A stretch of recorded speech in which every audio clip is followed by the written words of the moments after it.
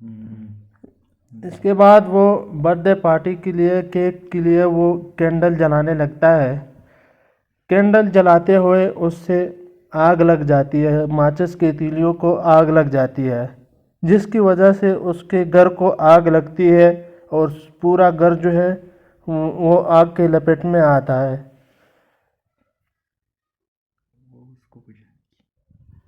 وہ اسے بجھانے کی کوشش کرتا ہے لیکن آگ بہت زیادہ پھیل چکی ہوتی ہے، اس کی ماں کو پتہ نہیں ہوتا۔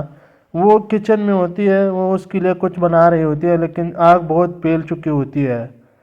اس کے بعد جو ہے اس کی ماں کو پتہ چل جاتا ہے۔ اس کے بعد جو ہے ریسکیو کی ٹیم جو ہے پہنچ جاتی ہے اس کے گھر پہنچ جاتی ہے تو وہ صرف اس کٹن کی ماں کو بچاتا ہے۔ جب کٹن کی ماں کو بچاتا ہے تو وہ اپنے بیٹی کے لیے روتی ہے لیکن اس کا بیٹا جو ہے وہ آگ کے لپیٹ میں آتا ہے اور وہ جل کر راکھ ہو جاتا ہے۔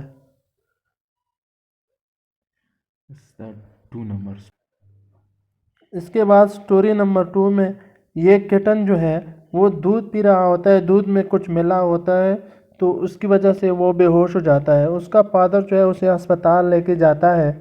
ہسپتال لے جا کے وہ ہسپتال میں اس کی علاج چل رہی ہوتی ہے تو ڈاکٹر آ کے اس کے والد کو کہتا ہے کہ اس کے علاج کے لیے بہت زیادہ پیسے لگیں گے، تو وہ اس کے پاس اتنے پیسے نہیں ہوتے۔ وہ باہر آ کے تو اس کے سامنے ایک سونے اور جواہرات کے دکان ہوتا ہے تو وہ رات کے ٹائم آ کر اس کی شیشوں کو توڑ دیتا ہے اور اندر جا کے اس کے سارے زیورات اور جواہرات جو ہے وہ چرا کے لے کے چلتا ہے، کیونکہ اس کے پاس دوسرا کوئی راستہ نہیں ہوتا تو وہ اپنے بیٹے کو بچانے کے لیے چوری کر لیتا ہے۔ تو وہ سارے زیورات اٹھا کے لے کے چلتا ہے تو گلی میں کسی بندے کو دیکھ کر اس سے پیسے وصول کر لیتا ہے۔ وہ پیسے لے کے ڈاکٹر کو دے دیتا ہے اور ڈاکٹر اس کے بیٹے کا علاج کر دیتا ہے۔ اس علاج سے اس کا بیٹا جو ہے وہ ٹھیک ہو جاتا ہے، لیکن پولیس کو پتہ چلتی ہے کہ چوری اس نے کی ہے تو وہ ہاسپٹل جا کے اس کے والد کو گرفتار کر لیتے ہیں اور اس کا بیٹا جو ہے وہ ٹھیک ہو جاتا ہے تو اس کو پتہ چلتا ہے کہ اس کے والد کو پولیس نے گرفتار کر لیا ہوتا ہے تو وہ اس کے لیے دعا مانگتا ہے۔ سٹوری نمبر 3 میں یہ ہوتا ہے کہ ایک پریگننٹ کیٹ جو ہے وہ ہاسپٹل میں ہوتی ہے، اس کا آپریشن چل رہا ہوتا ہے، اس کا بیٹا باہر بیٹھ کے اس کا انتظار کر رہا ہوتا ہے۔ اس کے بعد اس کی ایک بیٹا ہو جاتا ہے۔ بیٹے کو جنم دے کے اس کی جو ماں ہے وہ وفات پا چکی ہوتی ہے، پھر اس کا دوسرا بیٹا جو ہے وہ اس کے خیال رکھتا ہے اور اس کو لے کے اس کے قبر پہ لے کے جاتا ہے، پھر وہ محنت مزدوری کر کے اس کو پالتا ہے۔ اس میں یہ وہ مزدوری کر رہا ہوتا ہے، کبھی پتھر اٹھائے ہوئے، کبھی اینٹیں اٹھائے ہوئے، وہ مزدوری کر کے اپنے چھوٹے بھائی کا خیال رکھتے ہیں۔ وہ اس کی جو جتنے بھی اسے سیلری ملتی ہے وہ اسے جا کے دودھ وغیرہ خرید کر اپنے بیٹے کو پلا کے اس کی دیکھ بھال کرتا ہے۔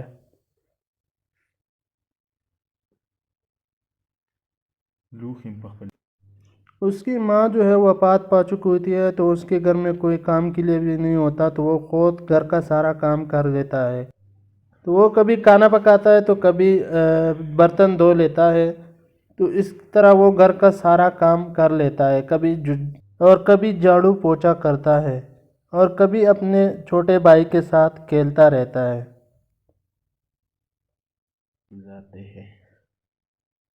سٹوری نمبر 4 میں یہ دونوں کپل جو ہے بیٹھ کے گھر میں چائے پی رہے ہوتے ہیں، جس کے بعد اس کا جو خاوند ہے وہ چلا جاتا ہے باہر اپنے آفس کے لیے، اس کے گڈ بائے کہتے ہوئے آفس چلا جاتا ہے۔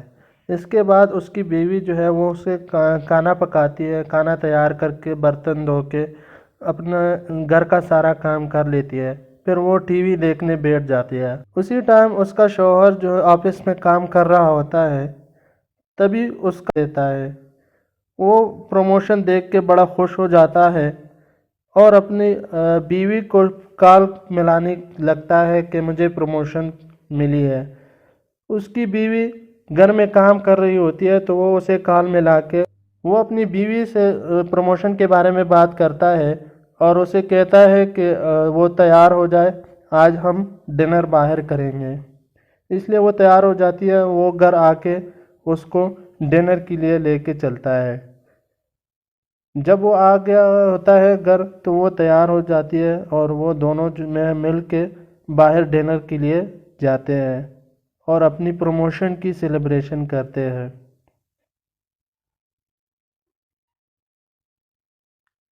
اور آئس کریم پکې وخوري، چای پکې څښي، زدا پر سٹوری نمبر 5۔ اس سٹوری میں دونوں کپل جو ہے وہ دونوں لڑ رہے ہوتے ہیں، گھر کا سارا ماحول خراب کر کے وہ دونوں لڑ رہے ہوتے ہیں۔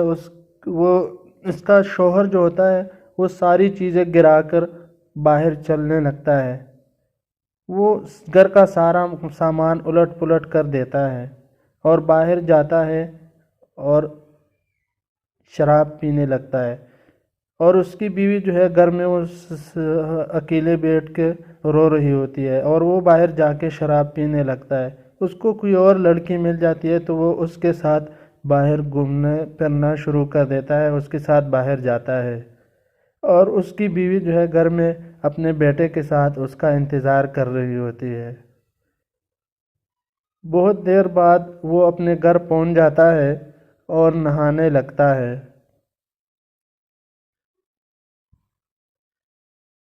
اس کی بیوی نے اس کے اوپر رپورٹ کی ہوتی ہے تو پولیس آ کے وہ اسے گرفتار کر لیتے ہیں اور وہ اس کو تھانے لے کے جاتا ہے۔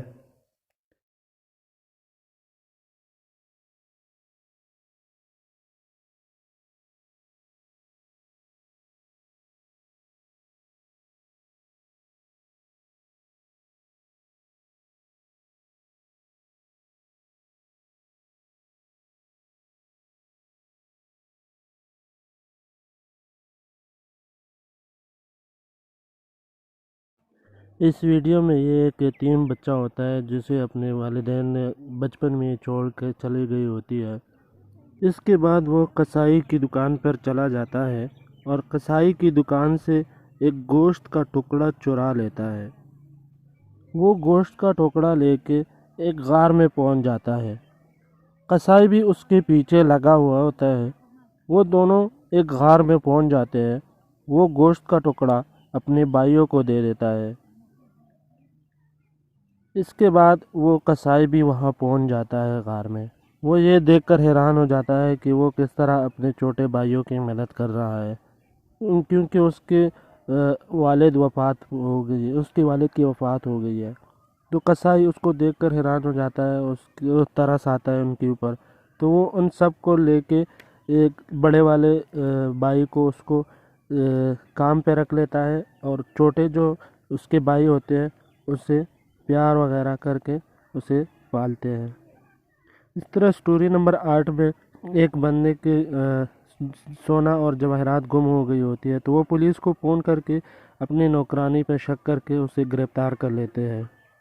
پولیس اسے لے جا کے گرفتار کر لیتے ہیں اور اسے جیل کے اندر ڈالتے ہیں، لیکن چوری اس کے شوہر نے کی ہوتی ہے، تو وہ سونا لے کے بیچ دیتا ہے اور اس پیسوں سے جوا کھیلتا ہے۔